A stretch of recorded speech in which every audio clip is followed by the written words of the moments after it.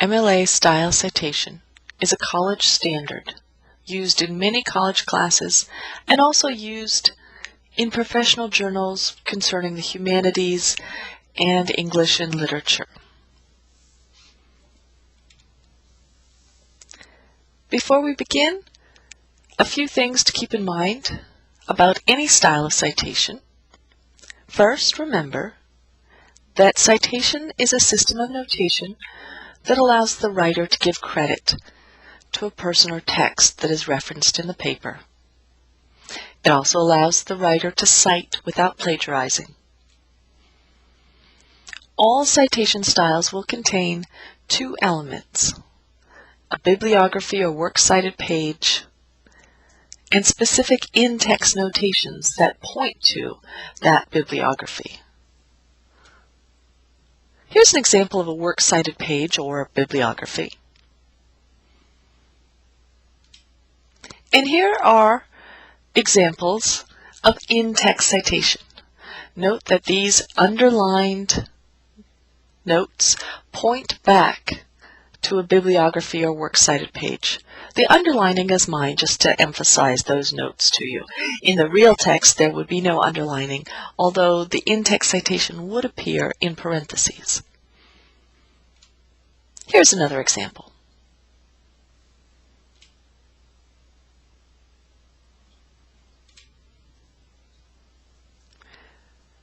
Don't write this down, and don't hurry to memorize it.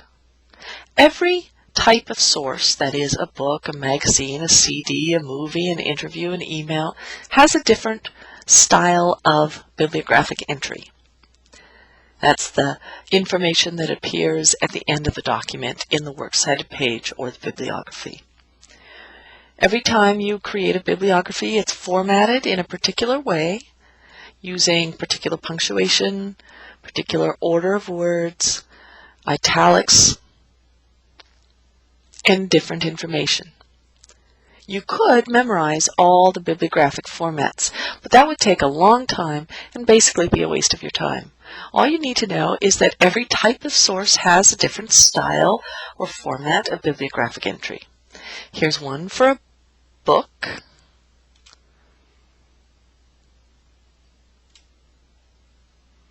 Here's one for a master file or an online database file article. And they're all different because you have different publication information to provide to the reader.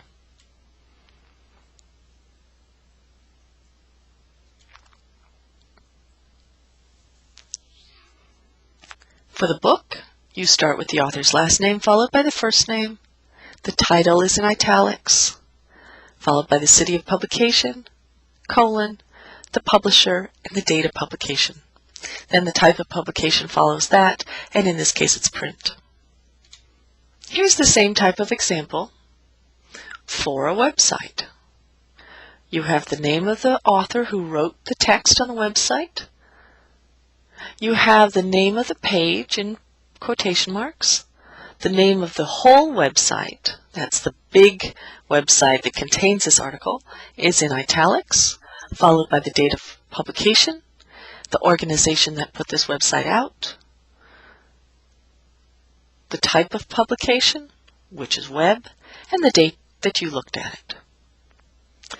Now with websites, you may find that there is no publisher or no date of publication, and often no pagination. So you might get a website like this. However, remember, if you have a website or a web article and you don't know who wrote it, who sponsored the web page, or when it was published, it's probably not a good source. Here's a bibliographic entry for an online database article. And here's the information for creating that kind of bibliographic entry.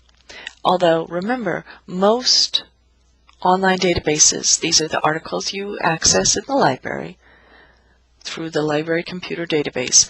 Most of those articles will have a Cite This Article button. So instead of doing this by hand, you'll just press that button. Another place you can go for really easy citation help is one of the online citation generators. My favorite happens to be NoodleBib Express. There it is. All you have to do to use this tool is pick the type of citation you are doing, select the type of source you are citing. It could be a journal, Bible, book, conference proceedings, technical report. Click Create Citation and answer the questions and fill in information as you go along. It's just that easy. When you're all done, you generate citation, copy the citation, and put it in your document. Now that you've gotten your bibliographic entries created using either a guide, a written guide, an online generator, or the Cite This Article button that's available on most online article databases, you're going to have to spend a little bit of time thinking about in-text citation. This is how you tell the reader what part of your document was found in which bibliographic entry or source. Here is a potential way to do this.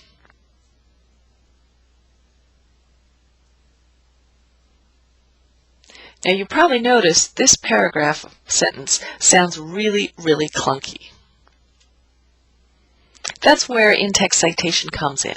It's a way of simplifying your notation. In MLA style citation, there are a couple different ways to let the reader know where you got the information. And we're going to go through those in a little bit more detail. These are in-text cites. Please note I put them in blue just to emphasize them in the video. In your document, they'll appear in the same text and color as the rest of the writing. Here's the first example.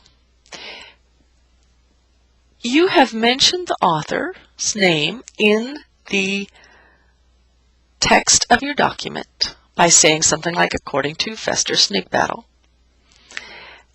You include the quotation, and then you put the page number in parentheses to let the reader know on which page of Snake Battle's book you found this particular piece of interesting information. But maybe you've been using the author's last name over and over and over again, and it's getting kind of dull in your writing. You can also put the author's last name directly into the in-text citation, as I've done here. Note, Dreesen, that's the last name. Page 342, that is where this statistic came from.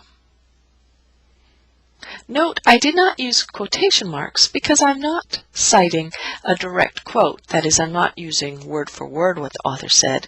I'm just using his information. So let's say you went on the web and you found an article, but it had no author. And of course, being a web source, no page numbers. You would use the first keyword from your bibliographic entry, which would be the first keyword of the article title. In this case, it's tourism, and n.pag. For no page. Include in-text citation every time you quote, paraphrase, summarize, include a statistic, or include a visual or picture.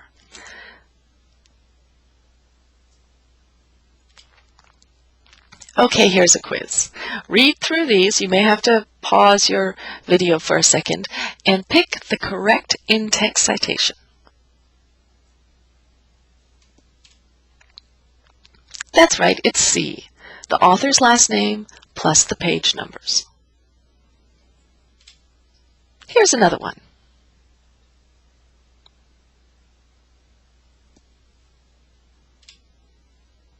It's answer A. Since I mentioned the author's name in the sentence, I don't need it in the in-text citation. I do, though, still need the page number on which I got this quotation. Note, this is a bit of a trick question because A and C look very similar. The only difference is the period, which actually goes on the outside of the in-text citation. Test your knowledge again. Pause the screen and answer these questions.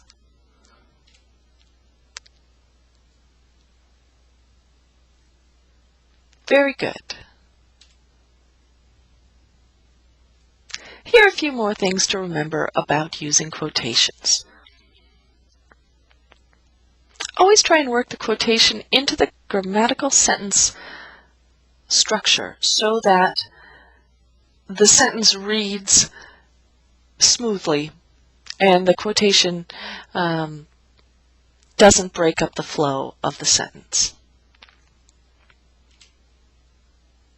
Sometimes you'll have a very long quotation and you'll want to shorten it. To indicate that you have removed something from within a quotation, you can use ellipses, 3 little dots.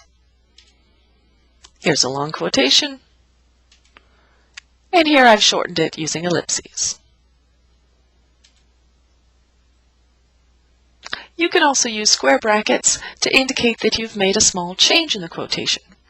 Here, for example, I wanted to include the name Jackson so that it was clear who he was in my sentence. I can do that by using square brackets and making the change. Of course, you can never use ellipses or square brackets to change the meaning of the text. Here's an example. The President said the war on terror was not just a good idea, but an unqualified success. If I write that the President said that the war on terror was not, ellipses, a good idea, but a square bracket, enormous mistake, I have completely mispresented the information. So, ellipses and square brackets serve only to clarify, never to change the text.